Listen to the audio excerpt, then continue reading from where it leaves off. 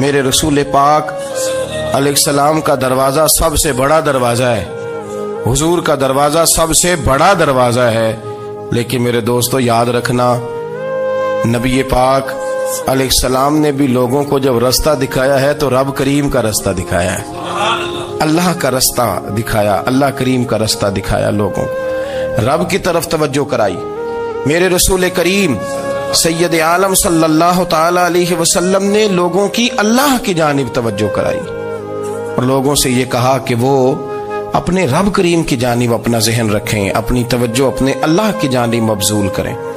मेरी बात को अच्छे तरीके से समझिएगा, इल्म अल्लाह तबारक व तआला अता करता है, तो इसे अल्लाह की अता ही समझना चाहिए। कुछ लोगों के पास इल्म होता है पर इल्म नाफे नहीं होता, वो टामक टोंजा मारते रहते हैं सारी जिंदगी। इल्म को अल्लाह की अता समझें, अपनी अकल पर अपने शऊर पर ज्यादा भरोसा ना समझे, नजर अल्लाह पे रखें। हजरत मौला अली शेर खुदा करमल्लाहु ताला वजहुल करीम से किसी ने पूछा था बड़ा आलिम कौन होता है।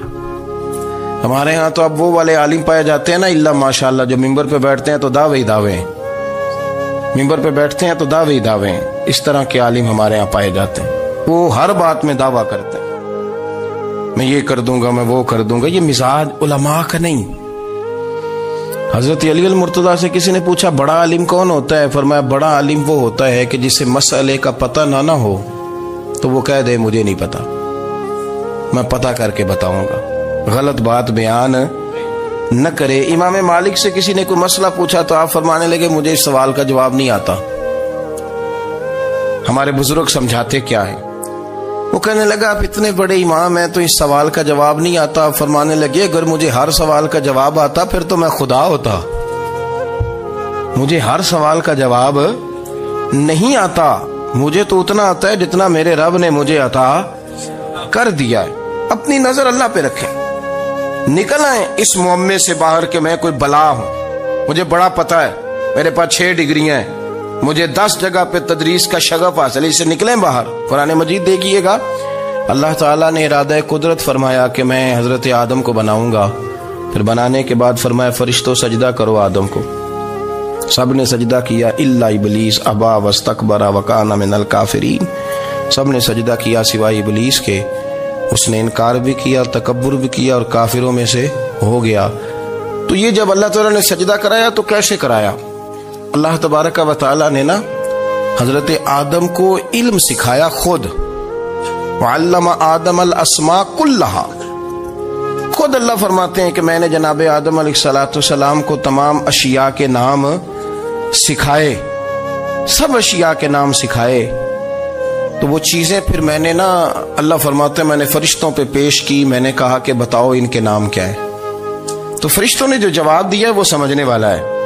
अल्लाह ने चूंकि खुद इल्म सिखाया था हजरत आदम को, जनाब आदम सिखाया था, लेकिन फरिश्तों को नहीं सिखाया था। तो अल्लाह करीम ने फरमाया फरिश्तों अब ये बताओ इन चीजों के नाम क्या हैं। तो फरिश्ते क्या कहते हैं? फरिश्ते अर्ज करते हैं कालू सुबहानका ला इल्म लना। आप कभी यकीन करें इस चीज की लज्जत ले तो मजा आ जाए। कहा कालू सुबहानका, कहने लगे तू पाक है। कालू सुबहानका, कहने लगे तू भाई आदम अलैहिस्सलाम को नाम सिखा लिए, फिर फरिश्तों के सामने वो चीजें पेश करके कहा इन चीजों के नाम बताओ। तो फरिश्ते क्या कहते हैं? कहते हैं कालू सुबहानका, तू पाक है, ला इल्म लना, हमारे पास कोई इल्म नहीं, इल्ला मा अल्लमतना, हमें तो उतना पता है जितना तूने हमें सिखा दिया, हमें तो उतना पता है जितना तूने हमें, ला इल्म लना, हमारे पास कोई इल्म नहीं है, उतना ही पता है जितना तूने हमें सिखा दिया है, उससे ज्यादा हमारे पास इल्म। और ये क्यों तूने हमें जितना सिखाया उतना पता है। फरिश्ते ये नहीं कहते या अल्लाह तू ज्यादा सिखा, आदम को दिया तो हमें भी दे, ये नहीं फरमाया। फरमाया इन्नका अंतल अलीमुल हकीम, ए अल्लाह तो इल्म वाला भी है और हिकमत वाला भी है, तुझे पता है किसको कितना देना है।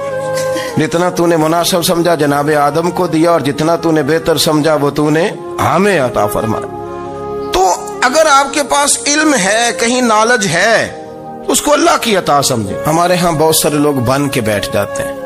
मैं अक्सर कहता हूँ कि फिर वो दावे करते हैं मेरे इलाके वाले जाहिल हैं, मेरे शहर वाले जाहिल हैं, मेरे खानदान वाले पढ़े नहीं, ये आपका दावा है, ये आपको खराब कर देगा। हमने बहुत सारे ऐसे लोग देखे जो बहुत बड़े आलिम थे, लेकिन अल्लाह जब लेने पे आया तो अकल ही ले गया, शऊर ही चला गया, हाफिजे खत्म हो गए। आप देखते हैं बुढ़ापे में कुछ लोग ऐसे होते हैं कि जिनको ये भी याद नहीं रहता कि मेरा नाम क्या है, मैं कहाँ हूं, मुझे किधर जाना है। तो उस वक्त से अल्लाह की पनाह मांगे और अपनी नजर अपने रब करीम की जानिब रखें, अल्लाह की जानिब अपनी नजर को मबजूल रखें। दूसरी बात, इल्म के बाद एक चीज आती है जिसका नाम है हिदायत, जिसका नाम है तकवा, जिसका नाम है परहेजगारी, जिसका नाम है अमल, इबादत, रियाजत। ये भी उसी वक्त ही नसीब होती है जब मेरा रब करीम नसीब फरमा देता है। हमने ना नेकी का अपना अपना स्टेटस बना लिया है, अपना अपना मियार बना लिया है। कुछ लोग कहते हैं कि जनाब मस्जिद में सीमेंट का तोड़ा देने से बेहतर है किसी गरीब को आटे का थैला दे दो। अब उसने अपना मिजाज बना लिया ना नेकी का, उसने अपना स्टेटस बना लिया। मेरा ये सवाल है कि नबी पाक सल्लल्लाहु तआला अलैहि वसल्लम जब मदीना शरीफ आए थे तो हुजूर ने सबसे पहले गरीबों में आटा तकसीम किया था कि सबसे पहले मस्जिद बनाई थी? क्या अजीब लोगों का रंग है, अपनी मर्जी की हिदायत, अपनी मर्जी का तकवा, अपनी मर्जी का मियार। मस्जिद कोई बड़ा छोटा खतीब भी मेरी तरह का हो ना, तो वो मस्जिद में बैठ के जब नबी पाक की बात करता है तो कहता है मेरे रसूल पाक गरीबों का सहारा बन के आए।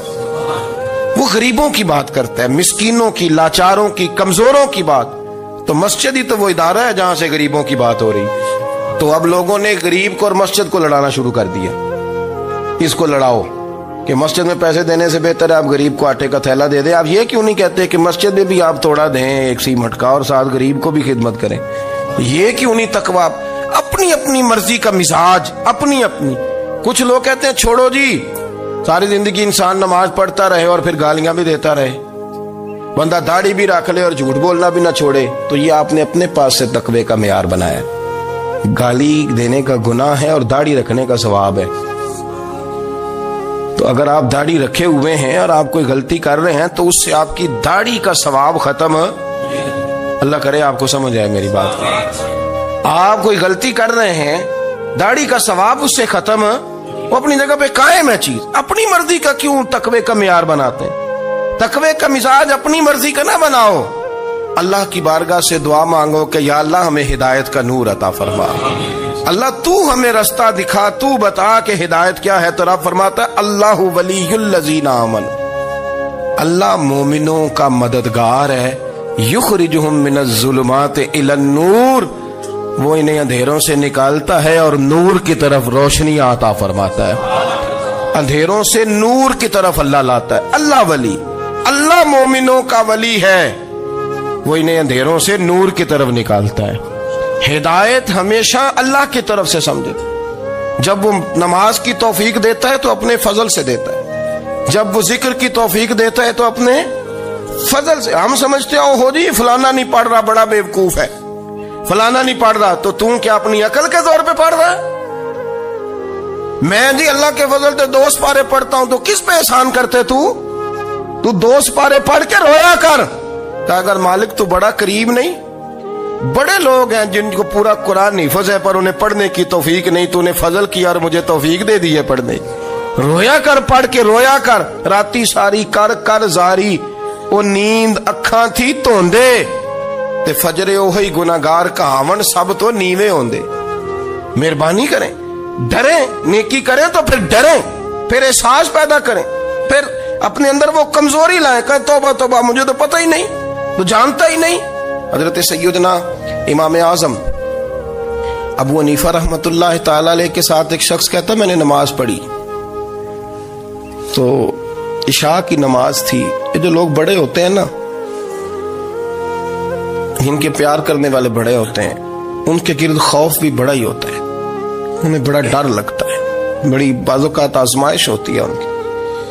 इशा की नमाज कहते पढ़ी तो इमाम साहब ने ना इशा की नमाज में तिलावत की आयतें फमन यअमल मिस्काल ज़र्रतिन खैरन यरा वमन यअमल मिस्काल ज़र्रतिन शर्रन यरा। फरमाया जो जर्रा बराबर खैर करेगा वो भी क़यामत में देखेगा, और जो जर्रा बराबर शर करेगा वो भी क़यामत में उस शर को देखेगा उसके सामने आएगा। तो वो शख्स कहता है कि सारे लोग नमाज पढ़ के चले गए तो इमाम साहब रहमतुल्लाह अलैह ने अपनी दाढ़ी पकड़ी, रो रहे हैं। कहते हैं वो जर्रा बराबर नेकी का बदला देने वाले, वो जर्रा बराबर शर पे सजा देने वाले मेरी सफेद दाढ़ी को देख। मालिक मेरे जर्रे जर्रे सामने न लाना, लोग तो मेरी बड़ी कदर करते हैं दुनिया, मैं तो बड़ा पहचाना जाता हूँ, लोग तो मेरी राहों में फूल लिए खड़े होते हैं, मुझे बड़ा नवाजते हैं।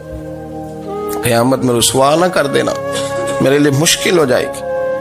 वो कहते हैं मैंने इमाम साहब का दर्द देखा, मुझे कोई काम था तो मैं चला गया। मैंने कहा कि वो इस वक्त अल्लाह के हुजूर हाजिर हैं तो मैं दोबारा आऊंगा। कहते मैं तहज्जुद का वक्त आया तो इमाम साहब वहीं बैठे थे और उनकी दाढ़ी आंसुओं से भरी हुई थी और जोर से दाढ़ी पकड़ी हुई। कहने लगे मालिक रुसवा न कर दे, क़यामत में रुसवा न कर दे।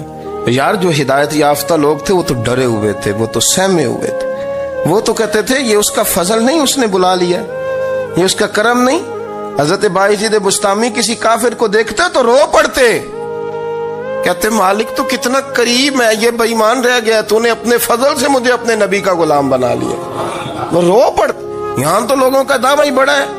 नमाजी अल्लाह खैर फरमाए वो तो दूसरों को घूरता है, वो कहता है जन्नत का मैं मालिक हूं, कुंजियां मेरे पास हैं, मैं किसी और को घुसने नहीं दूंगा।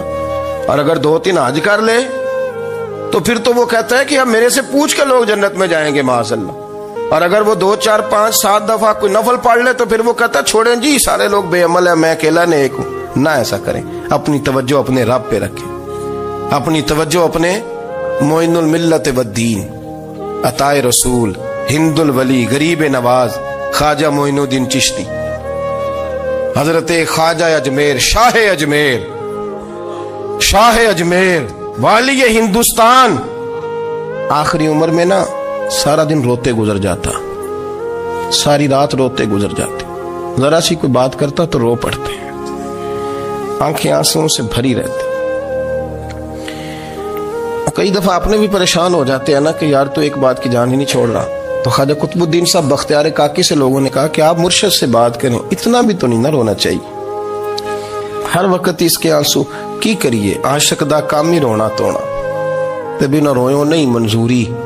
ये आशिक सदा ही रोंदा रहिंदा है, भावें वसल होवे ते भावें दूरी। हर वक्त रोने का क्या मतलब है? तो ख्वाजा कुतुब साहब कहते मैं करीब गया तो मैंने पैर दबाए, मैंने कहा सोनिया लोग तो कुछ भी नहीं करते, तूने तो कमाल कर दिया। 90 लाख आदमी मुसलमान कर दिया, दुनिया कुछ नहीं करती, तूने 50 साल सारी रात मुसल्ले पे बैठ के रब राजी किया। तू शहजादा था, हुजूर की औलाद था, लेकिन मोइनुद्दीन तेरा एक प्लाट भी नहीं, तूने तालिब इल्म पाले, उन्हें गरीबों को दिया, उन्हें नवाजा, कोई शय नहीं तेरे पास, हर चीज तूने। सारी रात रोते हो, सारा दिन रोते हो।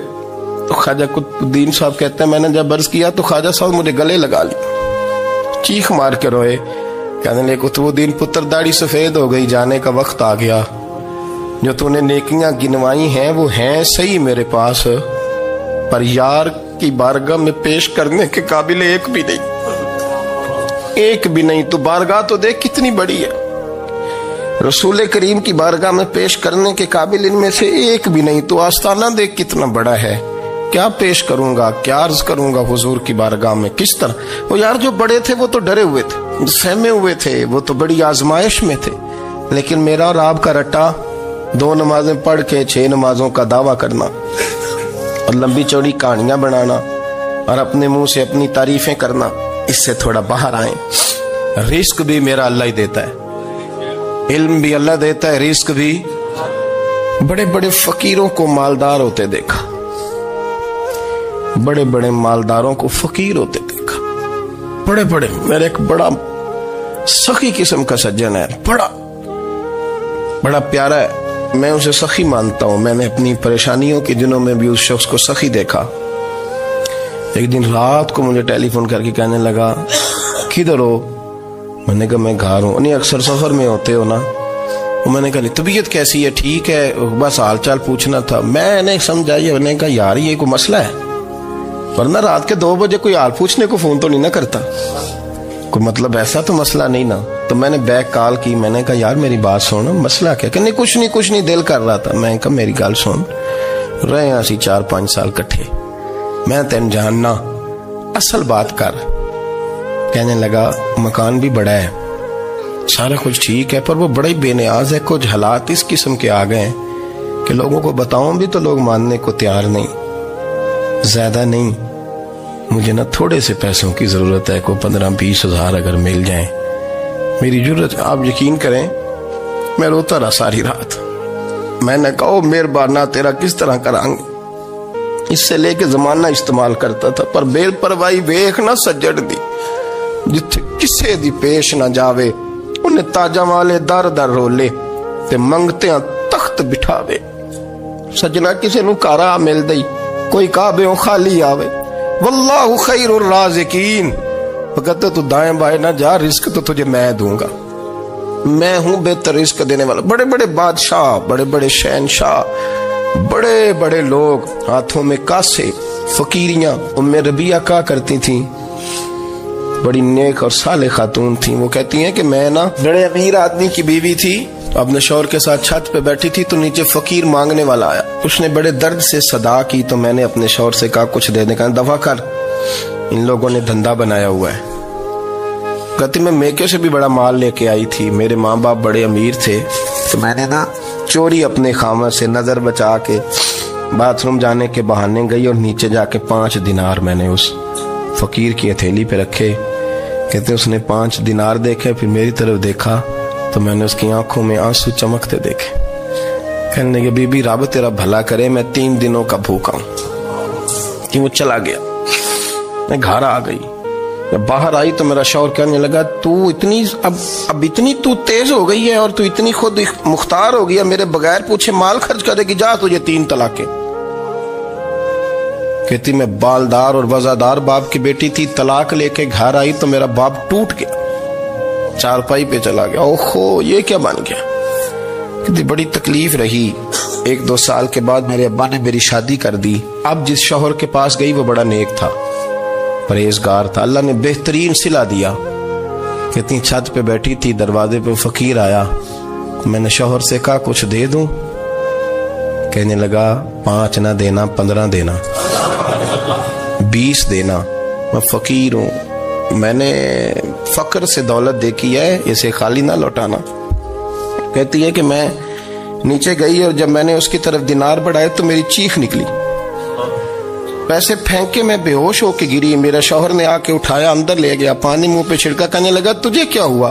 कहने लगी ये जो मांगने आया ये मेरा पहला शौहर था, वही था जो कहता था कि तू 5 दिनार दे आइए, जा तुझे 3 तलाकें। पढ़ो ना हदीस पाक, मेरे नबी पाक अलैहिस्सलाम ने फरमाया एक बंदा गंजा था।